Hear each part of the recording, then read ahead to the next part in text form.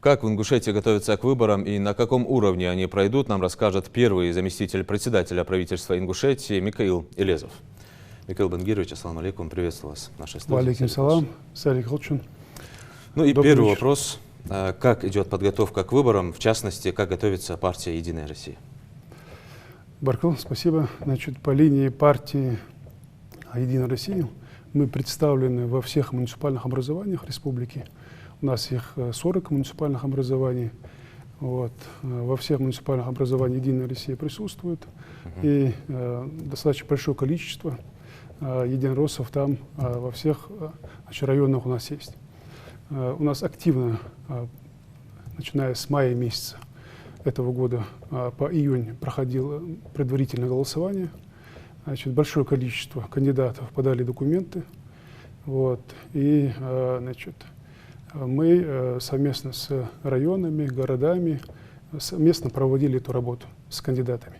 Проводили предварительное голосование по районам и городам.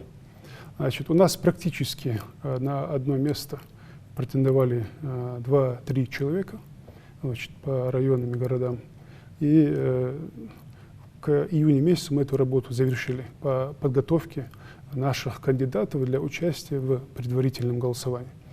Сейчас мы все необходимые документы подали в избирательную комиссию и готовимся к, как уже сказали, 10 сентября для того, чтобы уже участвовать в непосредственном голосовании. Вот до выборов осталось где-то примерно чуть больше 3 недель, да, насколько я знаю. И можем ли мы сегодня сказать, что вот, ну, примерно на сколько процентов готова республика к выборам? На все 100% или же? Мы готовы. По линии партии мы готовы. Мы знаем, что и активно другие партии тоже подают документы.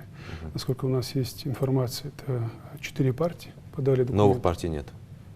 Новых каких-то партий не представлено, да? Ну, там разные партии, информация больше избирательной комиссии. Вот. 4 партии подали документы. И у нас есть и одномандатные округа, и значит, мажоритарная система, и пропорциональная система. Вот. Мы и там подаем как бы документы.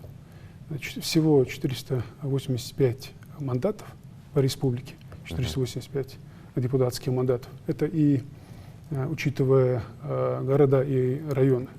Значит, у нас 5 городов. Это Магас, Назрань, Карабулак, Сунжа и Малгобек. Значит, там около 100 депутатов. Вот. А остальные все это сельские депутаты.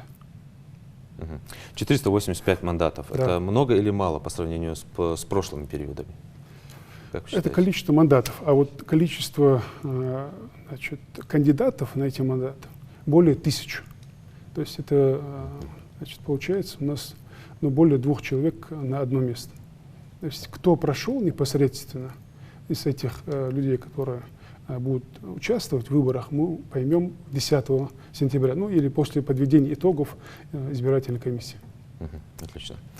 У нас есть интервью заместителя председателя избирательной комиссии Ингушетии Беслана Катиева. Давайте послушаем. У нас распределяется 485 мандатов. На это количество претендует у нас 1101 кандидат выдвинулся. В основном это кандидаты, выдвинутые политическими партиями, представленными в нашем парламенте. Вот. И 72 кандидата выдвинулись сами как самовыдвиженцы. Это в сельских поселениях такое у нас такой вид выдвижения предусмотрен. Вот. Сейчас идет самая такая ответственная этап выборов, это агитационный период. Мы занимаемся, избирательные комиссии занимаются вопросами информирования, чтобы люди знали. Вы, наверное, заметили, что в городах, в сельских населенных пунктах, на основных автодорогах появились баннеры, растяжки, информирующие о том, что 10 сентября будут выборы.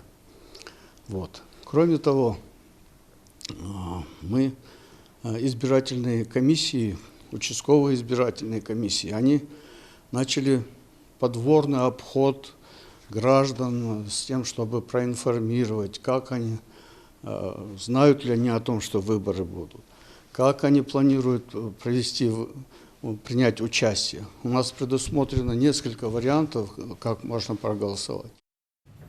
Продолжаем нашу беседу с первым заместителем председателя правительства Ингушетии Микаил Бангирович. Насколько обновляется список кандидатов от партии «Единая Россия» в этом году? Значит, по линии предварительного голосования, как мы уже сказали, у нас более 60-70% это новые люди, которые подают документы. Значит, там много молодежи. У нас была задача от главы республики Махмута Алима Акшерибовича, чтобы мы больше проводили работу с молодежью. Сейчас нынешний состав обновляется очень сильно. Вот, 60-70%, как было уже сказано. И большое количество молодежи. То есть везде у нас практически, в городах особенно, в Магасе, в Назране, в других городах, большое количество молодых людей, которые подают документы. Как вы считаете, это хорошо или плохо? То есть я слышал, что у некоторых людей бывает такое мнение, что на должности депутата лучше бы, чтобы был человек опытный. Но есть и другая сторона, допустим, если молодой человек там будет, он более активный и уже как-то по-другому смотрит на вещи. Ну, в любом случае, это опыт. Депутатская работа – это опыт. И если они там поработают, они смогут поработать на любом участке. Те люди, которые работают, допустим, или в селе депутатами, или в районе, или в городе, они полностью понимают проблематику района или города, села, где они там работают. И даже независимо от того, если они там через какое-то время перейдут на другую работу, они будут понимать проблемы своего населенного пункта. Поэтому это хорошо. Отлично, отлично. Как было отмечено в сюжете, что во всех населенных пунктах будут открыты избирательные участки, но хотелось бы сегодня, про все населенные пункты мы не сможем, конечно, охватить, но в частности, что касается городов наших. 5 городов: Магас, Назрань, Сунжа, Карабулак и Малгобек. Как там у нас все сосредоточено и как идет подготовка? Как было уже сказано, готовность полная. Все, что необходимо сделать, сделано по линии правительства, по линии избирательной комиссии. То, что они должны были сделать, сделано. Необходимые мероприятия проведены. Вот. По городам, если мы говорим по городам, мы уже говорили с вами в начале, это около 100 мандатов депутатских. У нас, если говорить про Магас, 15 мандатов получается, 15 депутатских мандатов. Вот. И там по праймеризу, по предварительному голосованию, которое проведено, много людей новых, которые подают документы. Готовность хорошая, люди, значит, тоже новые, которые подают документы. Вот. Необходимые со своей стороны мероприятия мы провели. Люди, которые подают документы, подали документы, все необходимые со своей стороны документы представили в избирательную комиссию, положенный срок.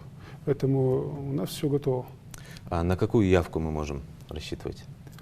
Ну, явка это будет видно у нас традиционно высокая явка бывает всегда. Ну, мы надеемся, что будет высокая явка. Хотя на муниципальных немножко ниже бывает, чем на президентских, на Государственной Думы или Народное собрание. Да. Но все равно мы будем надеяться, что она будет выше предыдущих лет. Да, да, ну посмотрим. Ну а теперь давайте послушаем секретаря Ингушского регионального отделения Магомета Атумгоева. Мы в мае провели предварительное голосование, отобрали из состава сторонников партии и членов партии «Единая Россия» более достойных кандидатов. Были, так сказать, предварительные выборы. И на этом выборе мы формировали списки на всех уровнях. Сегодня партия себя может заявить не только в период предвыборной кампании. Партия круглогодично работает, решает насущные проблемы населения. нашей республики. И поэтому мы смело можно выступить, участвовать в выборах